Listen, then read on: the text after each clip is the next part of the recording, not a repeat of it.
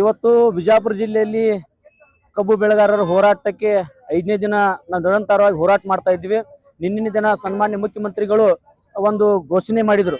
ಯಾಕಂದ್ರೆ 11.25 ರಿಕವರಿ ಇರೋರಿಗೆ 3,300 ರೂಪಾಯಿ, ಅದರಲ್ಲಿ 2,200 ರೂಪಾಯಿ ಫ್ಯಾಕ್ಟ್ರಿ ಅವರು, ಅದರ್ಸ್ 50 ರೂಪಾಯಿ ಫ್ಯಾಕ್ಟ್ರಿ, 50 ರೂಪಾಯಿ ಸರ್ಕಾರ ಕೊಡ್ಬೇಕಂತ ಆದೇಶ ಮಾಡಿದ್ರು. ಅದನ್ನ ಗೊಂದಲದಲ್ಲಿದ್ದೀವಿ. ಬಿಜಾಪುರ ಜಿಲ್ಲೆಯಲ್ಲಿ ನಮ್ಗೆ ಅಷ್ಟು ರಿಕವರಿ ಇಲ್ಲ, ನಮಗಿದು 100 ರೂಪಾಯಿ ಘೋಷಣೆ ಮಾಡೋದು ಸಿಗ್ತೈತಿ ಇಲ್ಲ ಅಂತ ಗೊಂದಲದಲ್ಲಿದ್ದೀವಿ. ನಿನ್ನೆ ಜಿಲ್ಲಾಧಿಕಾರಿಗಳು ಬಂದು ಅದು ಸಿಗುತ್ತಂತೇಳಿ ನಮ್ಗೆ ಹೇಳಿದ್ರು, ಆದ್ರೂ ಕೂಡ ಒಪ್ಪಿರ್ಲಿಲ್ಲ. ಅಧಿಕೃತವಾಗಿ ತಮ್ಮ ದಾಖಲಾತಿಗಳನ್ನ ತಗೊಂಡ್ಬಂದು ನಮ್ಮ ಬೇಡಿಕೆಗಳಿಗೆ ಸ್ಪಂದನೆ ಮಾಡಿದ್ರೆ ಮಾತ್ರ ಅಂತ ಹೇಳಿದ್ವಿ. ಈಗ ಅವರು ಬಂದು ಈಗ ರಿಕವರಿಯನ್ನು ಹೊರತುಪಡಿಸಿ ಆ 100 ರೂಪಾಯಿ ರೈತರಿಗೆ ಒಂದು ಕ್ವಿಂಟಲ್ಗೆ 1 ಟನ್ನಿಗೆ 100 ರೂಪಾಯಿ ನೇರವಾಗಿ ಬರ್ತೈತೆ ಅಂತಕ್ಕಂಥ ಒಂದು ಆದೇಶವನ್ನು ಕೊಟ್ಟರು. ಅದ್ರ ಜೊತೆಗೆ ನಮ್ಗೆ ಈಗ ನಾವು ಇನ್ನ ಹೋರಾಟ ಮುಂದುವರಿಸಬೇಕಂತ ವಿಚಾರದಲ್ಲಿ ಇದ್ರೂ ಕೂಡ ಈಗ ನಮ್ಗೆ ಕಬ್ಬು ಕಟಾವ್ಗೆ ಬಂದಿದೆ. ಹೀಗಾಗಿ ಕಾರ್ಮಿಕರು ಕೂಡ ಈಗಾಗಲೇ ಒಂದು 20 ದಿನದಿಂದ ಬಂದಿದ್ದಾರೆ. ಅವರು ಕಾರ್ಮಿಕರು ನಮ್ಮವರೇ.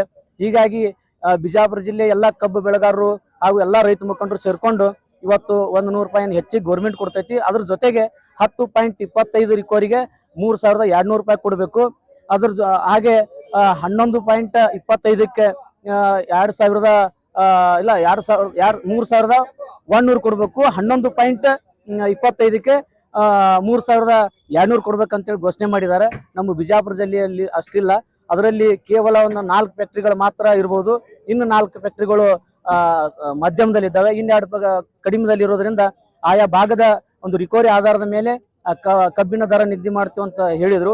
ನಾವು ಜಿಲ್ಲಾಧಿಕಾರಿಗಳಿಗೆ ನಾವೊಂದು ಮನವರಿಕೆ ಮಾಡಿದ್ದೀವಿ, ನಮ್ಗೆ ಬೇಡಿಕೆ ಇಟ್ಟಿದ್ದೀವಿ. ಈ ವರ್ಷನ ಏನು ಕಬ್ಬು ಕಟಾವಿದೆ, ಆ ಕಬ್ಬು ಕಟಾವು ಮಾಡುವಾಗ ನಮ್ಮ ರಿಕವರಿಯನ್ನು ಈಗಲೇ ಚೆಕ್ ಮಾಡಬೇಕು. ಆಮೇಲೆ ನಮ್ಮ ಕಾಟಾದಲ್ಲಿ ಮೋಸ ಆಗ್ತಾ ಇದೆ.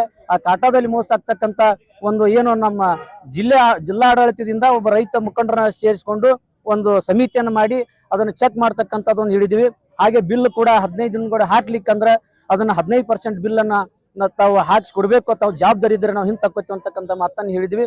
ಅದಕ್ಕೆಲ್ಲ ಸಂಪೂರ್ಣವಾಗಿ ಜಿಲ್ಲಾಧಿಕಾರಿ ಒಪ್ಪಿದ್ರಿಂದ ಇವತ್ತು ನಾವು ನಿರಂತರ 5 ದಿನದ ಧರಣಿ ಸತ್ಯಾಗ್ರಹನ ವಾಪಸ್ ತಗೋತಾ ಇದ್ದೀವಿ.